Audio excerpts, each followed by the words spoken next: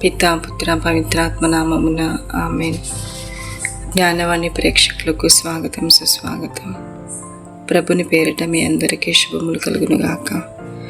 యోబు గ్రంథం 42వ అధ్యాయము మనకు ఒక గొప్ప ఆధ్యాత్మిక పాఠాన్ని నేర్పుతుంది. ప్రార్థనా శక్తిని, పశ్చాత్తాప గౌరవాన్ని మరియు దేవుని కృపను. యోబు తన బాధల మధ్యలోనూ, తన స్నేహితుల అపరాధాల మధ్యలోనూ దేవుని ముందు తలంచి తన తప్పులను అంగీకరించి ధూళిలో బూడిదలో పడి పశ్చాత్తాపడ్డాడు. ప్రార్థన అనేది కేవలం మన కోరికలను చెప్పడం కాదు, అది మన ఆత్మను శుద్ధి చేయటం, మన గర్వాన్ని వదలటం, మన హృదయాన్ని దేవుని ముందు తలవంచటం.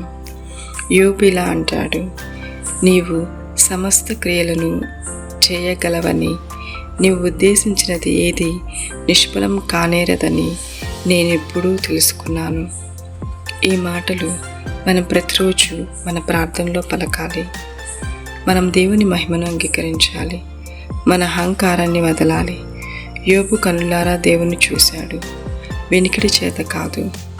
ఇది మనం ప్రార్థనలో పొందే అనుభూతి. దేవుని సన్నిధిలో మనం ఉంటే ఆయనను మన హృదయంతో చూస్తాము. యోబు తన స్నేహితుల కోసం ప్రార్థించాడు. వారు తప్పు చేసిన ఇది నిజమైన ప్రేమ, నిజమైన క్షమ. దేవుడు యోబును అంగీకరించాడు, అతని ప్రార్థనను వినిపించాడు. మనం కూడా మన శత్రువుల కోసం ప్రార్థించాలి, మన హృదయాన్ని విశుద్ధం చేయాలి. దేవుడు మన ప్రార్థనను వినిపిస్తాడు, మన క్షమను గౌరవిస్తాడు. ప్రార్థన ద్వారా యోబు క్షేమాన్ని పొందాడు. దేవుడు అతనికి రెండింతలు ఆశీర్వదించాడు. ఇది మనకు ఒక గొప్ప భరోసా. ప్రార్థన మన జీవితాన్ని మార్చగలదు. మనం బాధలో ఉన్నప్పుడు మనం దేవుని ముందు ప్రార్థనతో నిలబడితే ఆయన మన బాధను ఆశీర్వాదంగా మార్చగలడు. యోబు చివరికి 140 సంవత్సరాలు జీవించాడు. తన పిల్లలను, మనవళ్లను చూశాడు. ఇది దేవుని కృపకు నిదర్శనం.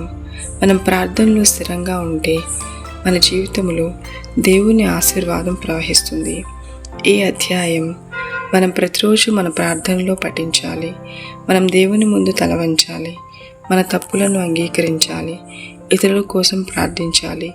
అప్పుడు దేవుడు మన ప్రార్థనను వినిపిస్తాడు, మన జీవితాన్ని ఆశీర్వదిస్తాడు. వెనికిడి చేత నిన్ను గుర్తించిన వార్త నేను వింటిని, అయితే ఇప్పుడు నేను కన్నులారా నిన్ను చూచున్నాను. ఇది మన ప్రార్థనలో జరిగే మార్పును సూచిస్తుంది. వినడం నుండి అనుభవించడానికి, జ్ఞానము నుండి ప్రత్యక్షతకు. ప్రార్థన పశ్చాత్తాపానికి ద్వారం. యోబు బూడిదలో పడి పశ్చాత్తాపడతాడు. ఇది మనం కూడా నేర్చుకోవాల్సిన పాఠం. మన ప్రార్థనలు, మనం దేవుని ముందు మన తప్పులను అంగీకరించాలి, మన గర్వాన్ని వదలాలి. మనం ఎంత అశక్తులమో ఆయన ఎంత శక్తిమంతుడో తెలుసుకోవాలి. ప్రార్థన అనేది మన ఆత్మను శుద్ధి చేసే ప్రక్రియ. అది మనం దేవుని ముందు నిజంగా ఎలా ఉన్నామో చూపిస్తుంది. ప్రార్థన ఇతరుల కోసం క్షమతో కూడిన ప్రేమ. యోబు తన స్నేహితుల కోసం ప్రార్థించాడు. ఇది నిజమైన ప్రేమ. మనం కూడా మన జీవితంలో మనకు బాధ కలిగించిన వారి కోసం ప్రార్థించాలి. దేవుడు యోబును అంగీకరించాడు, ఎందుకంటే అతడు ఇతరుల కోసం ప్రార్థించాడు. ఇది మనం తెలుసుకోవాల్సిన గొప్ప సత్యం. ప్రార్థన మన హృదయాన్ని విశాలంగా చేస్తుంది. ప్రార్థన ఆశీర్వాద మార్గం. యోబు ప్రార్థన చేసిన తరువాత దేవుడు అతనికి రెండింతలు ఆశీర్వదించాడు. ఇది మనం దేవుని ముందు ప్రార్థనలో నిలబడితే ఆయన మన జీవితాన్ని ఆశీర్వాదంగా మార్చగలడని చూపిస్తుంది. ప్రార్థన అనేది దేవుని చేతిలో మన జీవితాన్ని పెట్టడం. ప్రార్థన ఆత్మీయక ప్రకాశానికి మార్గం. యోబు దేవుని గురించి వినినవాడు, కానీ చివరికి ఆయనను చూసిన వాడయ్యను.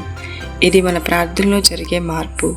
మన ప్రార్థనలో మనం దేవుని గురించి తెలుసుకోవడం కాదు, ఆయనను అనుభవించడం. ప్రార్థన మన మనసును వెలుగుతో నింపుతుంది, అది మన ఆత్మకు దిశగా చూపుతుంది.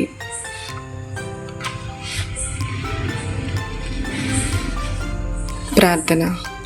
ప్రభువా, నా విమోచకుడా, నీవు భూమిపై నిలబడే రోజు కోసం నేను ఎదురు చూస్తున్నాను. ఆ రోజు నా కన్నులు నిన్ను చూస్తాయి. ఇతరుల కన్నులు కాదు, నా కన్నులే. ఆ ఆశే నా ప్రార్థన, ఆ నమ్మకమే నా శ్వాస, ఆ ప్రేమే నా జీవితం. నీ సమక్షములో నేను నిలబడే వరకు ఈ ప్రార్థన నా ఆత్మగానం. ఆమెన్. పితా, పుత్ర, పవిత్ర ఆత్మ నామమున. ఆమెన్.